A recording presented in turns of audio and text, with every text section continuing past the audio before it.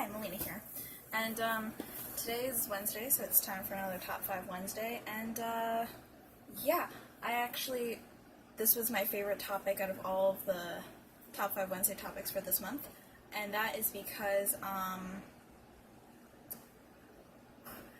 everyone, especially when it comes to trilogies, talks a lot about the second book syndrome or whatever, but my family and I, like my sister and my mom, since we all usually read the same series, like, sometimes we can agree that a lot of the times the second book is usually the best, in our opinion, at least. So, anyways, I kind of cheating. I have 6 here, because I couldn't really choose, but they are in order from, like, I'll explain it as it goes. But anyways, at number 6 here, I have Hollow City by Ransom Riggs. And the reason that this is at the bottom of the list, not because these are all from my favorite series, so it's not like I like any above any specifically, because that would be too hard to kind of organize it in favorites. But this is at the bottom because I love the first one. The first one's a 5 out of 5 star for me. Like, I love it so much. But I think that the second one and the third one are better, but like they're kind of neck and neck for me. It's not like this one is the one that stands out above everyone, and that's kind of the case with some of these. And then you'll see as it escalates that I'm like, the second book is simply the best book of the series, even though I love the other ones, kind of thing. So there's that one.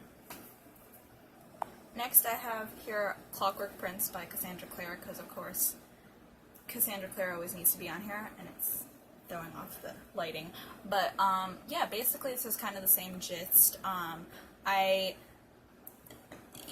obviously like Clockwork Angel, but I'm honestly not too much of a fan of it when it comes to the other two. And I think that Clockwork Princess is my favorite one, which is why this one's like kind of low down, especially for a Cassandra Clare novel. But I don't know, it's just also kind of like one of those things where it's like, I think that the second one's better than the first one, but I'm not sure if it's better than the third one, kind of thing, you know? Okay, then at number 4, for like the best second books, this is just for a visual aid, because I literally have none of my books with me, so if not, most of these would have just been like Kindle things. Like, I literally don't have all my Cassandra Clare books here with me. That's how bad it is, and that's why you saw the Clockwork Prince cover on my Kindle. But this will be visually representative of New Moon, so it's here. Out of the 4 books in the Twilight saga, I like Twilight, and honestly, I think Eclipse is probably like my least favorite, but Breaking Dawn and New Moon were my all-time favorites. They were like a tie for me for the best books in the series, and yeah, I was obsessed with Jacob when I read these. I had like a Team Jacob jacket and stuff, and it's because I read these before seeing the movie. I read the first one before seeing the first movie, and then I read the rest before watching the rest of the movies. And I loved Jacob so much, so that book was just chock full of him, and I thought that it had a lot of like interesting things, like dynamic-wise. Like, you usually never see like a whole book where like the main love interests, like the main 2 protagonists, aren't together for almost an entire book. Like, that was crazy, and I still felt like a lot of people, even though a lot of people think it's boring, I still felt like, for me, she was able to still create a really interesting story whilst removing the vampires from that town for a whole book. So yeah, New Moon will always hold a special place in my heart. Next, again, this will be a visual aid, because I don't even know if this is for the second book, like, or if this is still kind of focusing on the first book, even though it's the second volume of the manga. But my choice of number 3 for best second books in a series is School's Out Forever, the second book in the Maximum Ride series, by James Patterson.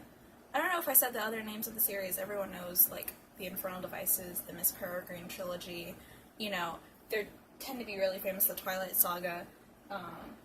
Yeah, so those, I feel like everyone knows them, but I was also kind of talking about the other books, so I felt like it was kind of easy to follow along with what that was. But for the Maximum Ride series, not a lot of people know about this, and the few people that do tend to be die-hard fans of it.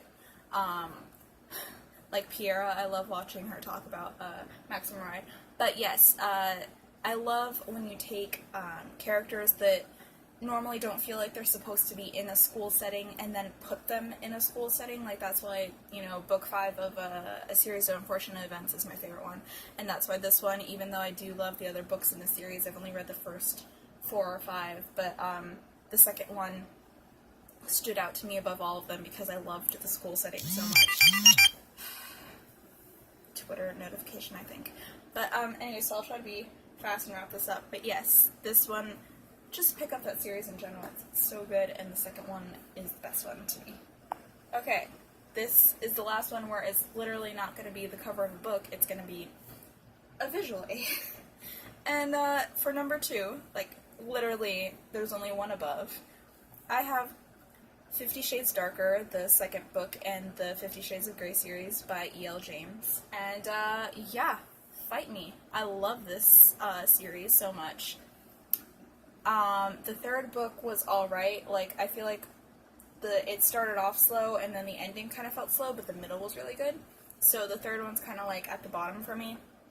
And the first one, I always love first books of series, because if I didn't like it, I wouldn't continue with the series. I don't believe in just going forward and hoping it gets better. I have to believe that you have a strong first book, and I did like the first book to this, but this was one of my favorite second books ever, and it's one of my favorite book-to-movie adaptations because I love the book so much, and I just feel like so much happens, there's so much character development, there's so much, like, plot, like, it's just, like, in your face, like, bam, bam, bam, and it just, I loved it.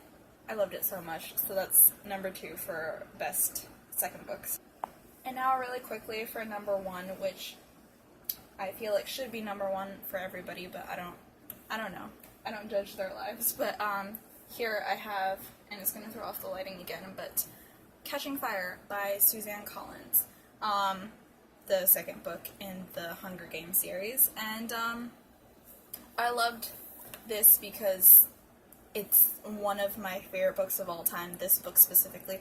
The first one was so good, but I am a bad person, and I watched the movie of the first one before reading the first one, so it kind of didn't lessen the experience for me, but I was kind of like, I already know all this stuff, and it was still really good, but it was, like, not as exciting for me, and then I don't like Mockingjay. So, but this one, again, one of the best book-to-movie adaptations as well, and I just love it so much, and yeah, this video is getting long, and the lighting is just blah, so, I'm gonna wrap it up, but I loved this topic. These are some of my favorite second books, like, ever, and yes, be sure to subscribe if you want to see more of my face and my books, and like this video if you liked it.